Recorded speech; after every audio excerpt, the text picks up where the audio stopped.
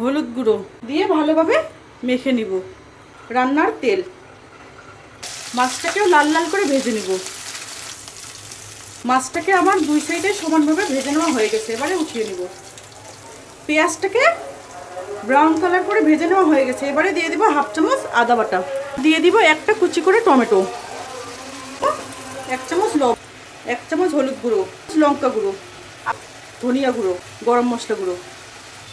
মশলাটাকে আমার কষিয়ে নেওয়া হয়ে গেছে, এবারে দিয়ে দিব কেটে ধুয়ে রাখা কচুরমুখী, দিয়ে ভালোভাবে নেড়ে দিব। এবারে আমি জল দিয়ে দিব কচুরমুখীটাকে সেদ্ধ করার জন্য। এখানে চাইলে আপনারা গরম জলও ইউজ করতে পারেন, আমি ঠান্ডা জলে ইউজ করলাম। টক চলে আসলে দিয়ে দিব ভেজে রাখা মাছ, দিয়ে ভালোভাবে নেড়ে দিব।